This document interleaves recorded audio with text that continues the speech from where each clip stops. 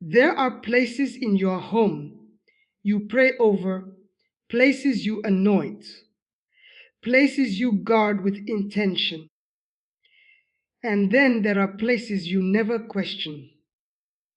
For me, when I was deep in Satanism and occult ritual, the bathroom was one of the most strategic locations we watched closely because believers never suspected it.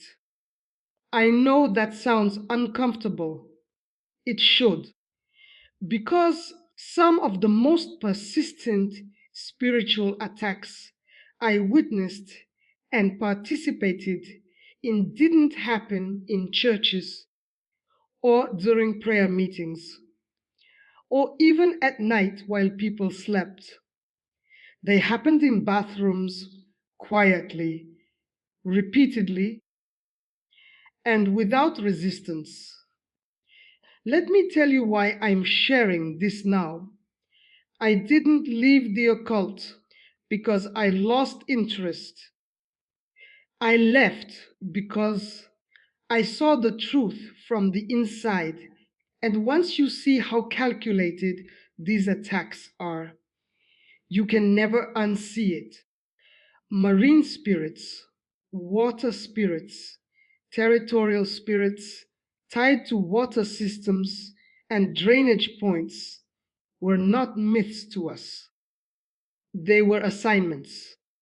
They had rules, entry points, and preferred locations. And the bathroom was one of their favorite places to operate. I remember standing in a circle one night as instructions were given not to attack someone during prayer, not to confront them in dreams immediately, but to wear them down in private, to wait for moments of vulnerability when defenses are lowered, when the mind is quiet, when the body is exposed, and when water is present. That's when access was easiest. That's when influence could be planted without resistance. If you've ever felt sudden heaviness in the bathroom, if intrusive thoughts come out of nowhere while you're showering, if your mind races with shame, fear, lust, or confusion in that space, and you couldn't explain why, this message is for you. I am not here to scare you. I am here to expose a strategy so it loses its power. Because once light enters, access closes. In the occult, water was never treated as neutral.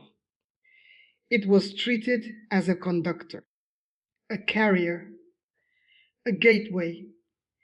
Marine spirits were taught to us as ancient intelligences that move through water systems, oceans, rivers, pipes, drains, and even humidity in enclosed spaces.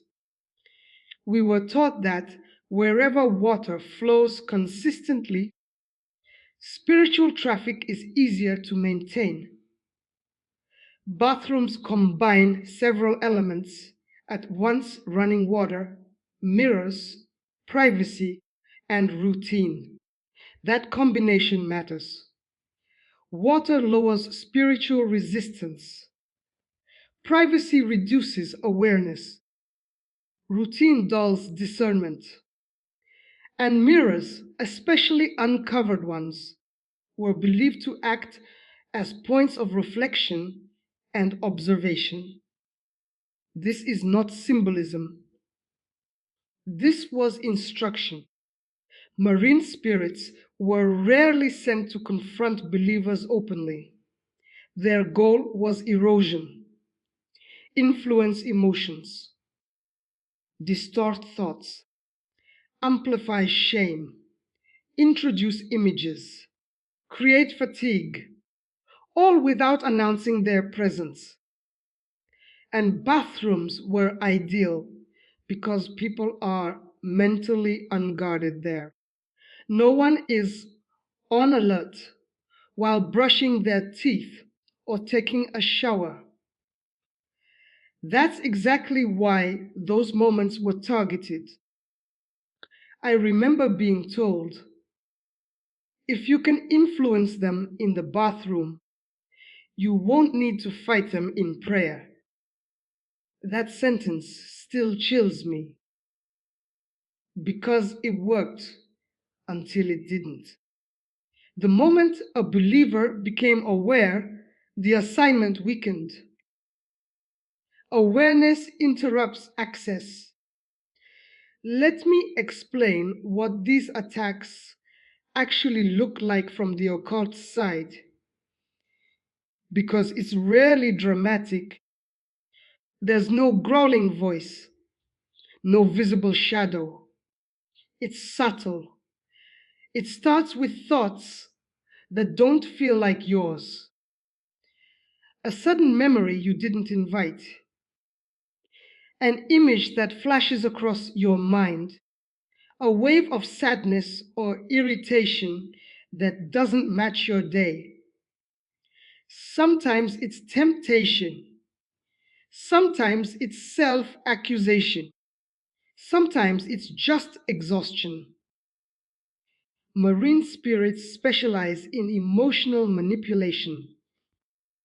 They press on identity, they stir confusion, they amplify insecurities. In bathrooms, they target the mind while the body is occupied. You're showering, your eyes are closed, water is running, sound is constant. That sensory environment creates a kind of mental openness. From the occult perspective, that openness was called soft access. There were even times when assignments were scheduled around a person's routine: morning showers, late night bathroom visits. Predictability made targeting easier. This is not about obsession, it's about patterns. And patterns were everything. But here's what the kingdom of darkness never likes to talk about: these spirits cannot stay where authority is exercised. They rely on ignorance. The moment you recognize what's happening and assert spiritual authority, even quietly, the environment shifts. We saw it happen. Assignments failed, atmospheres closed. And when they did, the frustration in the spiritual realm was real. You might be wondering how to tell the difference between normal thoughts and spiritual interference. From what I witnessed, there were consistent markers: sudden intrusive thoughts that contradict your character, emotional drops that happen only in specific locations, a heaviness that lifts as soon as you leave the bathroom, recurring shame based memories that surface during showers, a sense of being watched that disappears elsewhere. Another sign was resistance to prayer immediately after. People would leave the bathroom feeling distracted, drained, or uninterested in spiritual things.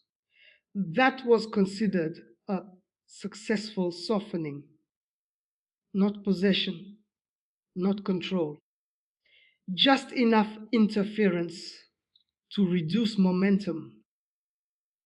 But let me be clear about something important. Experiencing these things does not mean you are weak. It does not mean you are compromised. It means you were targeted because you mattered. In the occult, no energy was wasted on spiritually inactive people. Focus was always on those with purpose, sensitivity, or calling. Here's the part that brings everything together. Marine spirits operate by access, not ownership. They need permission points, ignorance, fear, passivity, agreement. When those are removed, they retreat. You don't need to fear your bathroom. You need to reclaim it. From everything I saw, simple awareness changed everything. Speaking the name of Jesus, even briefly, shifted atmospheres instantly. Worship music playing quietly closed access points. Prayer before showering disrupted assignments. Even intentional gratitude altered the spiritual tone.